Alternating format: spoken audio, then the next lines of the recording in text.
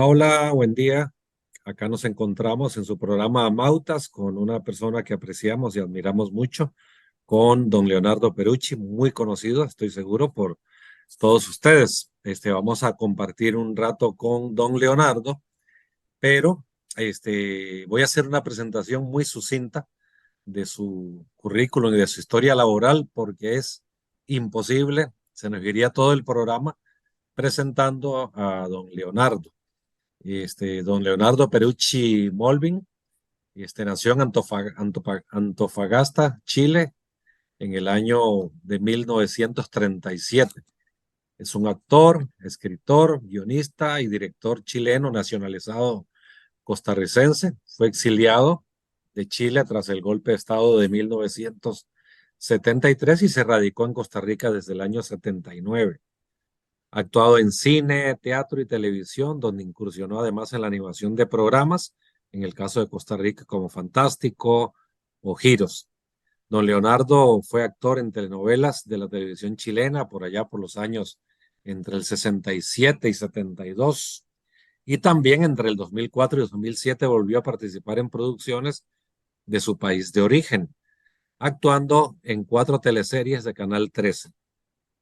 Entre sus 14 radionovelas, menciono Los Días Jóvenes del año 67, donde hizo de Francisco Jara, y Papi Ricky en el 2007, para hablar de en dos extremos de tiempo, con el papel de Génaro Chaparro. En total ha participado en más de 14 telenovelas, 6 películas, 2 teleseries y una radionovela llamada La Incomprendida de Radio Nederland.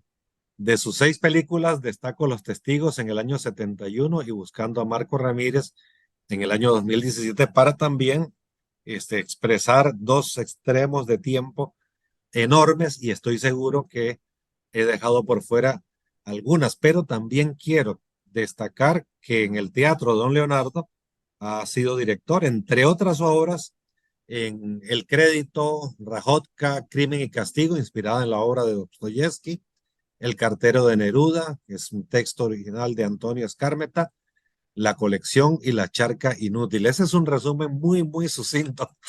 Don Leonardo nos va a disculpar porque es imposible hablar de todo su historial, habría que hablar de cada una de sus obras, pero lo principal es un gran ser humano, una persona muy comprometida, y le agradecemos que haya aceptado conversar con nosotros en este programa y le damos la bienvenida, un enorme abrazo de parte de la comunidad de la Universidad Técnica Nacional. Y hablar con una persona como usted en el mes de septiembre es imposible, imposible no preguntarle, no conversar un poquito, y después de 50 años de pasado el nefasto golpe de Estado en Chile, que nos platique un poquito al respecto, las circunstancias que además llevaron a que usted viniera para Costa Rica, y que nos cuente un poquito de eso, don Leonardo, con la mayor libertad, y después conversamos de otros temas. Así que sea Hay bienvenido. algo fundamental. Primero que nada, buenos días y muchísimas gracias por la invitación. Encantadísimo de estar hablando con usted en este momento. Eh, las circunstancias que se dieron en Chile son muy simples. Fue un golpe prácticamente clásico. Cuando un país quiere cambiar el estatus reinante, ¿ah? Inmediatamente los que se sienten afectados reaccionan feo. En este caso fueron los Estados Unidos, que llevaban muchísimos años en Chile llevándose todas las ganancias del cobre, cosa que no es letra menuda porque el cobre es con toda justicia el sueldo de Chile, se decía en ese momento, y había dos compañías, la Anaconda Copper Mining, la Braden Copper Mining, había otra más, la Kennecott Copper, o sea, todas las compañías norteamericanas se llevaron durante años el sueldo de Chile. Y lógicamente los únicos que estaban más o menos bien eran los obreros del cobre, ¿ah? Pero el resto del país no podía disfrutar de una ganancia realmente increíble. Además que no solo era la ganancia, sino que ponía los puertos, ponía los embarques, ponía los estibadores, ponía todo. Y el gobierno de la Unidad Popular decidió cambiar todo este estatus que realmente era un estatus de explotación y que tenía al país con unos índices de progreso, de pobreza sencillamente increíbles. Hay que entender también que el clima tiene mucho que ver en Chile, es un clima muy distinto al que gozamos acá en Costa Rica.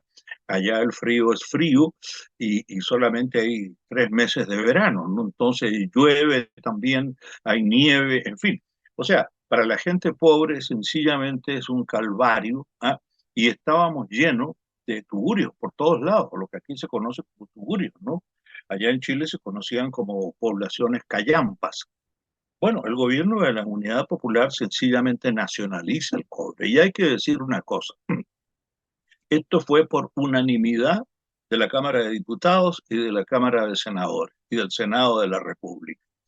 Pero a Estados Unidos esto, por supuesto, no le gustó. Y lo que no le gustó fue la doctrina de las utilidades excesivas que planteó Salvador Allende en un discurso que lo oyó todo el mundo porque lo dio en las Naciones Unidas y el aplauso duró como 10 minutos más o menos. Y en ese discurso Allende plantea su doctrina de las utilidades excesivas, que un país que se ha llevado tanto dinero de Chile no puede venir ahora a reclamar absolutamente nada, porque las utilidades fueron excesivas. Entonces, al nacionalizarse el cobre, se empezó a mover una gran maquinaria orquestada por el delincuente de Richard Nixon, el otro asesino profesional que es Henry Kissinger, ¿ah? Y la derecha chilena, por supuesto. Eh, Encabezada por el director del Mercurio, que ya pasó a peor vida, no puedo decir que pasó a mejor vida, sino que a peor vida, el señor Edwards, ¿ah? Y se empieza a orquestar este golpe de Estado con una receta muy conocida, desabastecimiento total de los productos alimenticios. Todo el mundo se lo empieza a achacar esto al gobierno de la Unidad Popular. Fíjese usted que hay una cosa muy curiosa. Hay una reunión de la Sociedad de Fomento Fabril, un documento que circuló clandestinamente en Chile, que yo tuve acceso en ese momento. Ahora no es clandestino, por supuesto. Y entre las conclusiones que sacó este Congreso de la Sociedad de Fomento Fabril, formado por los grandes capitales que había en Chile en ese momento y que eran chilenos en ese momento, decía que si Allende sacaba en la última elección de senadores y diputados un, un 30%, ¿m? Empezaban a acusar constitucionalmente a los ministros para desestabilizar totalmente al gobierno. Si sacaba el 40%, ya ahí había acusaciones constitucionales contra Allende y todo ese lío. Y si había un 60%, ¿eh? Había un signo de interrogación. Y ese signo de interrogación era el golpe de Estado. Y Allende sacó en esas elecciones de enero del año 73 casi un 65%. Ahí ya el golpe empezó. ¿M? Y se encontraron, bueno, había operando en Chile aproximadamente unos 400 agentes de la Central de Inteligencia Americana. Esto comprobado por los documentos que se han desclasificado ahora de la CIA. Por otra parte, 10.000 millones de dólares fue lo que Estados Unidos invirtió para derrocar a Salvador Allende. Eh, Esto significa que el golpe se acercaba. Bueno, vino este golpe de Estado, que no necesito hablar mucho de él porque todo el mundo conoce las consecuencias, el bombardeo de la moneda, las fotos de los aviones bombardeando, cosa además brutal, bestial, porque la moneda está en el centro de Santiago, rodeada de edificios muy altos, y eso podía haber ocasionado muchas más muertes de las que ocasionó. Pero bueno, se consume el golpe, y lo que nadie esperaba es lo que vino después. Después vino una persecución realmente criminal. Yo diría que Chile tiene una vocación de exterminio de su propia gente, porque a través de la historia hemos visto cómo los pueblos originarios, ¿ah? En la zona sur, en la zona central, en todos lados, han tratado de ser absolutamente exterminados. El caso de los Selknam, allá en el extremo de la Patagonia, todos los patagones fueron absolutamente eliminados. Se pagaba por las orejas, se pagaba por las cabezas. No, no, no, sí, sencillamente algo terrible. Y eso se mantuvo después en las represiones de los gobiernos derechistas del país contra los obreros, por ejemplo, contra los mineros. Cuando uno dice, por ejemplo, en la Escuela Santa María de Iquique murieron 3.500 personas, y eso fue en los años 20, por favor, ¿de qué estamos hablando?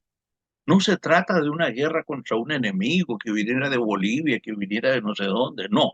Era contra la propia gente de Chile, de escasos recursos, que lo único que estaban pidiendo era un poquito mejorar sus condiciones de vida, porque en el desierto la cosa no es jugando. Trabajar en el desierto es una cosa realmente espantosa y en esas condiciones ellos pedían poquito, no pedían mucho. Ahora bien, lo que vino después del golpe fue sencillamente una cacería bestial. Obligó a salir del país a mucha gente, desaparecieron el concepto de los desaparecidos, por ejemplo, que era gente que sencillamente era torturada en infinitas veces y luego lanzada al mar con un riel sobre su cuerpo para que no aparecieran. Realmente fue algo espantoso. Eh, Luego vino ya a Estados Unidos, prácticamente Pinochet no le servía. Todo el mundo entero se volcó con solidaridad con el pueblo chileno. Yo puedo dar fe de eso. Todos los países del mundo, la mayoría, abrieron sus puertas para recibir a los exiliados, participaron en congresos en contra de la tortura y todo eso. Yo no me libré tampoco de eso, ¿no? Porque a pesar de haber estado fuera del país cuando se dio el golpe, ¿ah? A mí me ha costado 20 años de Chile, ¿sí? El hecho de haber participado en muchos congresos de solidaridad con Chile, condenando a la Junta Militar.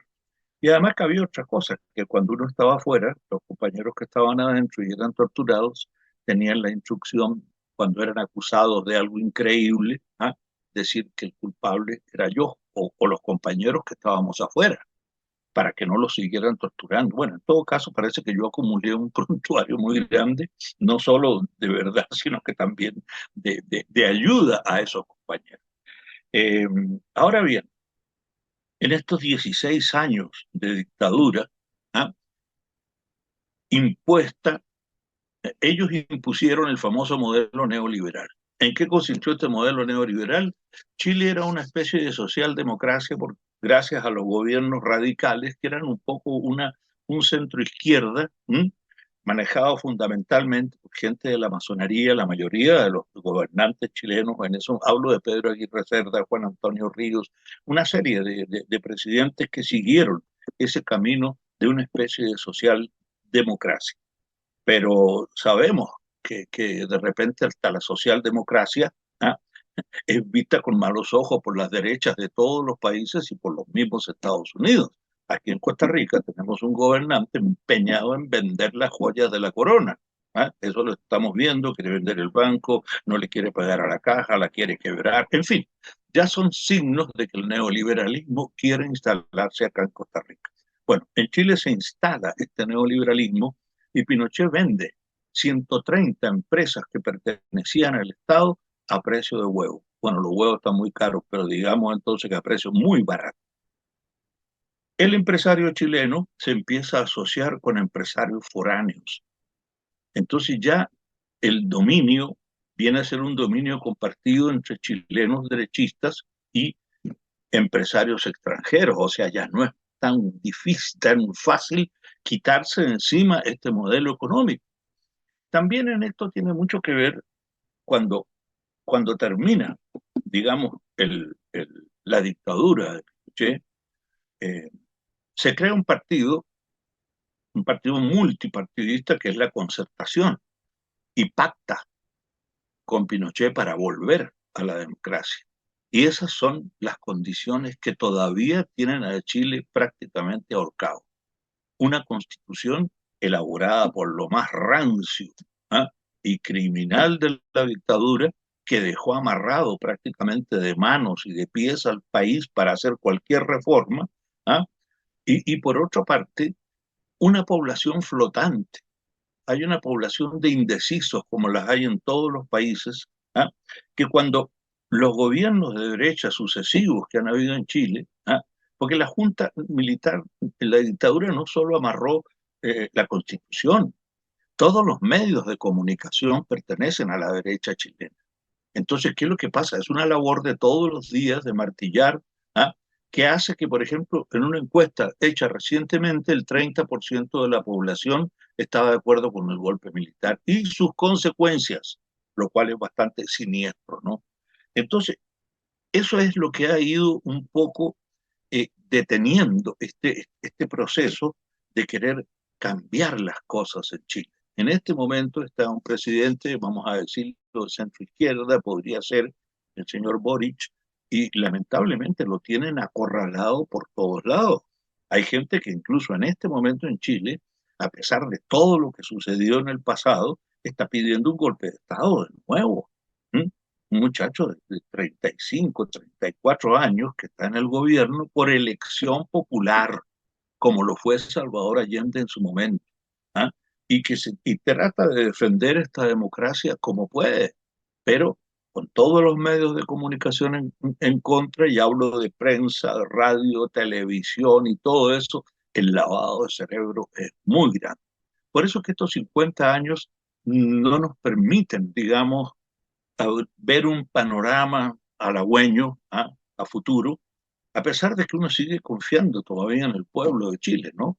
Yo personalmente tengo mucha confianza en el pueblo y creo que en algún día se van a poder revertir o por lo menos cambiar una constitución espuria, un sistema económico impuesto por las armas, ¿ah?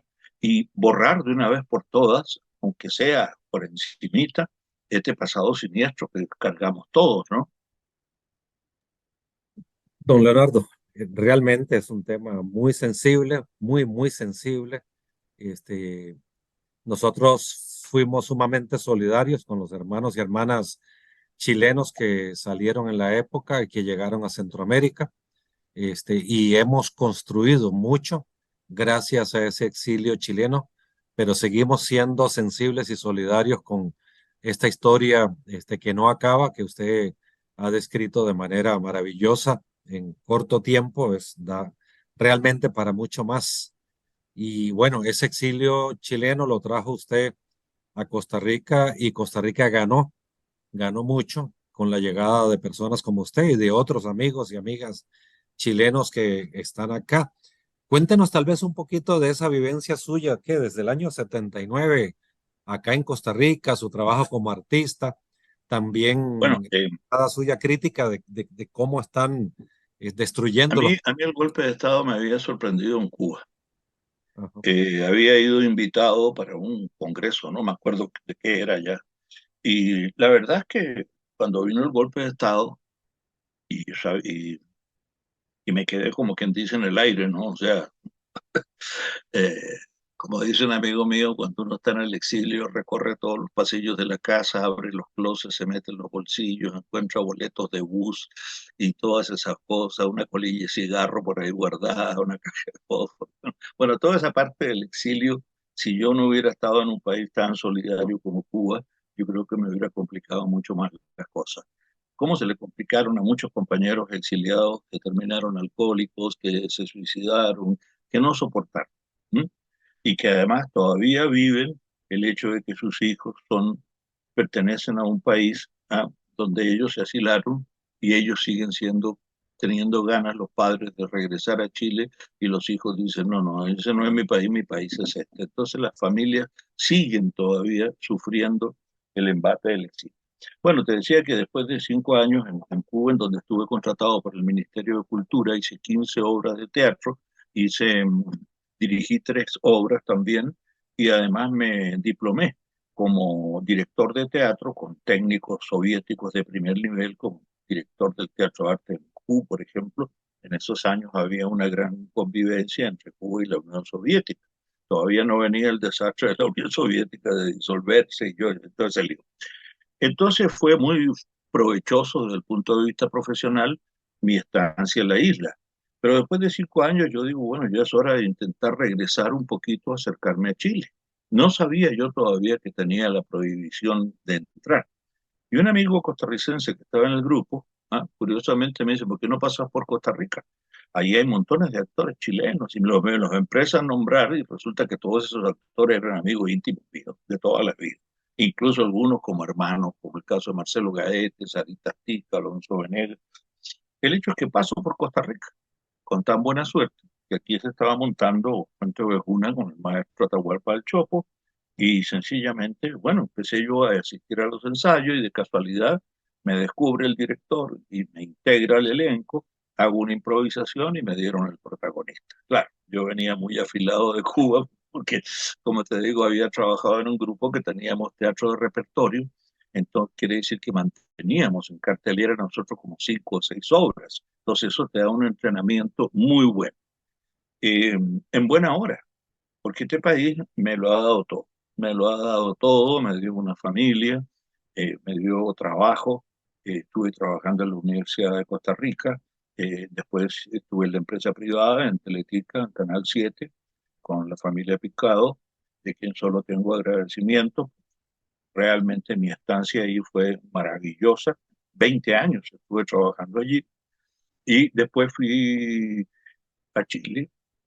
Hice 4 telenovelas hace unos 10 años atrás. Ya después volví acá y seguí trabajando en teatro y sigo trabajando en teatro. En realidad, el aporte nuestro al que se refería usted, referente a los actores, directores que llegaron, no solo chilenos, sino que también argentinos.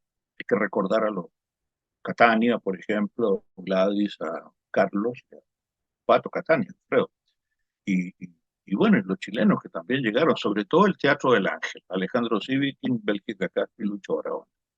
Eh, Alejandro y Bélgica lamentablemente ya nos dejaron, y Lucho todavía está por ahí, y está muy bien, aunque ya un poquito retirado, ¿no?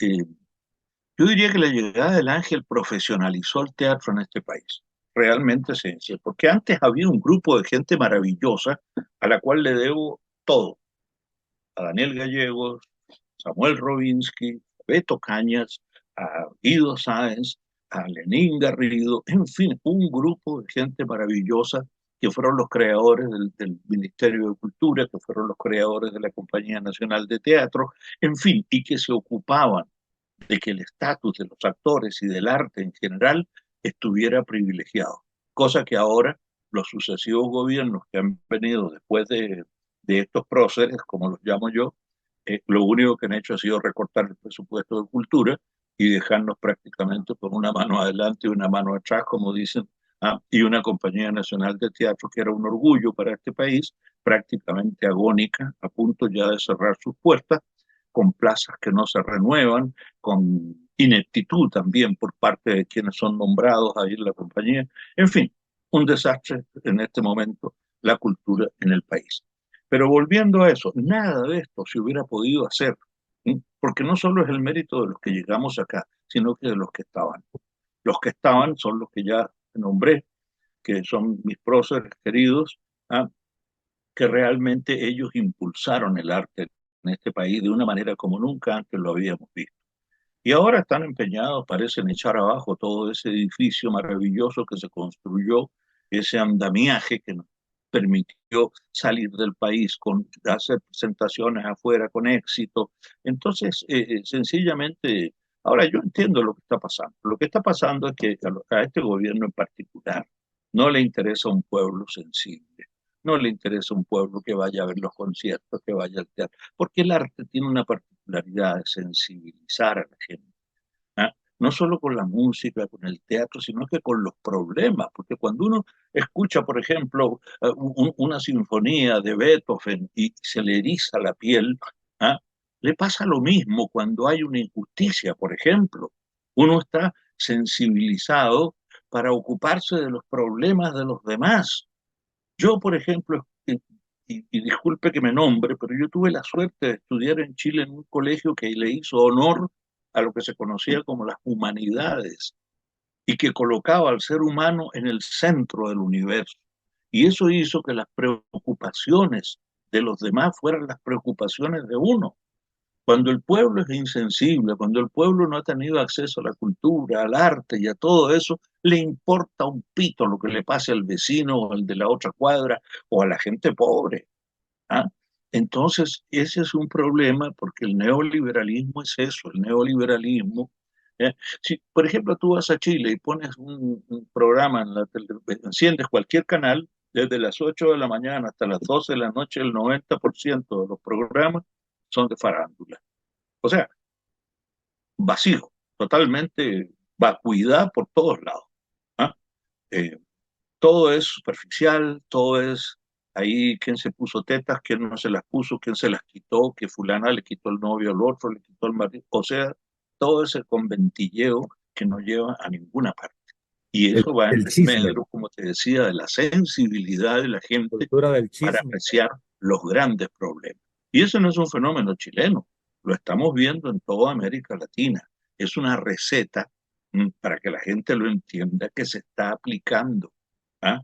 Los famosos medios de comunicación, los más media, como dicen los entendidos en esto, ¿m? Están justamente haciendo su labor, haciendo su tarea. ¿M? Y yo no sé cuánto tiempo va a durar esto. Volviendo al tema, yo siempre he dicho que me van a faltar años para agradecerle a este país todo lo que me ha dado. Tuve la suerte de trabajar en la Compañía Nacional de Teatro muchos años. Tengo 5 premios nacionales como mejor actor, 20 años en Canal 7, con mucho éxito. Además, yo terminé siendo un ejecutivo y funcionario de confianza de la empresa y te vuelvo a repetir, una empresa muy particular que no cumple con ningún parámetro negativo de los que por ahí andan dando vueltas, por lo menos en esos 20 años que yo estoy. Ahora no, no sé, no me responsabilizo de lo que estoy haciendo ahora. Eh, También di clases en la Universidad de Costa Rica de actuación y dirección y claro, llegó un momento en que tuve que elegir entre la empresa privada y la universidad porque la universidad me tenía como interino y a los interinos en cualquier momento le dicen hasta luego, ¿ah? Y uno queda prácticamente en el aire, ¿no? Eh, Eso ha sido así a grandes rasgos, un poco lo que he hecho en Costa Rica, como bien lo mencionaste al comienzo del programa, radio, teatro y todo, y sigo activo. Sigo activo, ahora tendremos una temporada con una obra muy polémica, pero que a mí me encanta porque desnuda la famosa pedofilia por parte de los curas, ¿no? De la iglesia, que fue un escándalo a nivel mundial, como todos sabemos, pero como lamentablemente, como dicen en este país, no hay escándalo que dure más de 3 días, lo cual me parece de un cinismo espantoso. Pero bueno, así fue la labor de la iglesia que tapó todo este lío en complicidad con muchos medios de comunicación, porque ahora prácticamente nadie habla de las violaciones de chiquitos hechas por la Iglesia Católica. Esta obra se llama Santiago y vamos a estar prácticamente en octubre, vamos a tener 2 fines de semana con esta obra que se llama Santiago, del dramaturgo nacional Kyle Bosa. Eh, Hemos recorrido prácticamente muchas regiones de este país haciendo la obra, sobre todo para estudiantes, como una especie de advertencia para esas familias que todavía creen en el curita bondadoso que da medallitas y toda esa carajada. Así es que la invitación cordial para que nos acompañen. Por supuesto, no, no, y nos identificamos mucho con sus palabras acerca del papel de las artes en la formación del espíritu humano, del espíritu humanista, que es lo que hacemos nosotros en la UTN. Tal vez como algunas palabras de cierre, me encantaría si usted se puede referir porque hay una, hay una obsesión en algunos círculos académicos por las carreras STEM como que fueran excluyentes de la formación humanística. Y eso que usted decía, que pretenden un mundo sin sensibilidades, eliminando las artes, eliminando el deporte, eliminando las inversiones en cultura, lo estamos viviendo en las universidades también. Tal vez unas palabritas de cierre porque ya se nos va a acabar el tiempo del programa, referido a estas cosas y con la mayor libertad. A mí en lo personal me preocupa mucho ese aspecto de ir eliminando estas cosas, porque por el contrario, los ramos humanísticos debieran, por ejemplo, aumentarse. ¿Ah?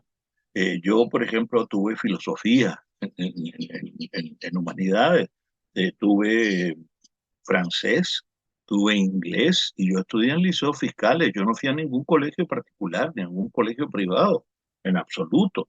Y yo salí de mi colegio con una buena pronunciación en francés. No te voy a decir que hablo francés perfectamente, pero por lo menos a veces puedo agarrar un texto en francés y saber lo que está diciendo. Y en inglés me pasa lo mismo. Ahí me defiendo por lo menos con un inglés de one, two, three, para no morirme de hambre si estoy en algún país donde se hable en inglés. A mí me parece fundamental la formación humanista y el raciocinio de los jóvenes. ¿Ah? Yo veo con pavor porque digo yo, bueno, mi nieto, por ejemplo, mi nieto tiene 7 añitos, ¿con qué escuela se va a encontrar el día de mañana? Eh, es curioso porque la educación chilena era muy buena en la época en que yo estaba en el colegio, en el liceo, digamos, en el liceo fiscal, me acuerdo, el liceo público. Y había un señor que era señor Galdames, me acuerdo que había hecho un libro de historia, un tipo muy reputado como maestro, como historiador. Y él había elaborado muchos planes de estudio de Chile que eran un poco una copia del famoso liceo francés, lo que se hacía en Francia. Eh, y ese señor estuvo acá en Costa Rica y él impulsó y trajo todos esos planes de estudio de una educación que era humanista, que abría el panorama a los estudiantes, que los enseñaba a pensar, a razonar, lo ponía en contacto con las grandes culturas de Europa, por ejemplo, de Francia, de Italia, del Imperio Romano, me acuerdo, eran textos y contextos donde uno se navegaba maravillosamente por el Nilo, empezábamos de ahí para adelante en la historia, y tantas otras cosas que hicieron que uno empezara a comprender mejor el mundo, y no solo entender el mundo, sino que entender cuál es el rol que yo tengo que cumplir en este mundo. Entonces, lamentablemente, eso ha sido cercenado con los años. Entonces tenemos estudiantes que uno les habla de Balzac, uno les habla de Solá, no tienen idea. ¿M? Saben más del campeonato local de fútbol, ¿ah? Que de los grandes maestros, por ejemplo, de la literatura o de la pintura. ¿M? Entonces, con todos los medios que hay ahora al alcance de la mano, porque eso es criminal. ¿Mm? En la época nosotros teníamos que ir a las bibliotecas y quemarnos las pestañas buscando en los anaqueles polvorientos los libros de historia, todas esas cosas que no podíamos comprar porque tampoco porque eran más o menos caritos, ¿no? ¿Ah? Teníamos profesores que nos leían a Víctor Hugo, a Balzac en francés y después en español. En fin, había un interés por la cultura impresionante. Bueno, todo eso se ha ido perdiendo. Fíjate que yo hice 7 temporadas de una obra, siendo un paréntesis, que se llama Los árboles mueren de pie, en el Auditorio Nacional. Y era una obra que estaba, que los planes de estudio decían que había que leer ese tipo de obras. No solo esa, muchas más, muy interesantes. 7 temporadas con la sala llena. Teníamos temporadas de un mes y medio en el auditorio. Esos muchachos, que yo todavía me los encuentro a veces en la calle, ellos me conocen a mí, pero yo no los conozco a ellos. Ya están grandecitos, me dicen, gracias a los árboles yo tuve el primer encuentro con el teatro y me enamoré del teatro. Ahí tenés un ejemplo. Bueno, todo eso se quitó. Los chiquitos no volvieron, el ministerio dijo que no, ahora las obras son optativas, si usted quiere las lee, si quiere no las lee. Entonces, ¿qué es lo que pasa? Que es más fácil leer la solapa del libro y de ahí hacer un resumen y no leerlo. Por eso es que cuando yo veo Facebook y se me para el poco pelo que tengo cuando veo las faltas de ortografía, no solo de gente joven, sino de gente adulta. Yo digo, ¿pero qué es esto? Todavía nadie les ha dicho que es la lectura la que permite que uno escriba correctamente y no los mamarrachos que uno ve, por ejemplo, o las abreviaturas que hay ahora, ¿no? Escriben que con K y no U-U-E. En fin, por poner un ejemplo. Y eso no es viejera, eso es amar la cultura, eso es amar las cosas bien redactadas, la ortografía, todo eso que se ha ido lamentablemente perdiendo con el tiempo. Yo creo que aquí urge, sobre todo con esta ministra que tenemos ahora, un cambio, pero urgente, de timón para que este país en el futuro siga siendo lo que fue. La Suiza centroamericana, un, con un Estado solidario, con unas garantías sociales que son envidia de muchos países en el mundo y de muchos pueblos y que están en este momento en peligro de traérselas abajo por el sistema neoliberal que representa el presidente que tenemos en este momento. Don Leonardo, muchísimas gracias. Estamos identificados con sus palabras, con esa lucha, la defensa de la formación humanística, la defensa de las artes, la defensa de la filosofía. Es nuestro deber porque quieren precisamente eliminar del espíritu humano esas sensibilidades que generan compromiso social con un mundo mejor, y en armonía con la madre tierra. Me resta agradecerle muchísimo, No, al muchísimo. contrario, yo quedo a su Eh, disposición para que si el día de mañana queremos conversar de otro tema, con muchísimo Hay gusto, porque mucho, yo sé mucho. lo que ustedes están haciendo con las instituciones donde ustedes trabajan, los amautas, ¿ah? Sí, Y creo que es muy valioso lo que están haciendo. Y yo me sumo a esa cruzada que ustedes llevan adelante, dispuesto a que en cualquier momento conversemos sobre el tema que usted quiera. Yo estoy ya en una edad en que yo no me guardo nada. Me guardé muchas cosas excelente, durante mucho tiempo y ya excelente. eso se acabó. No, no, estamos en la misma lucha, don Leonardo. De verdad, un abrazo muy grande. Sepa que en Costa Rica se le quiere. Usted no le debe nada a Costa Rica.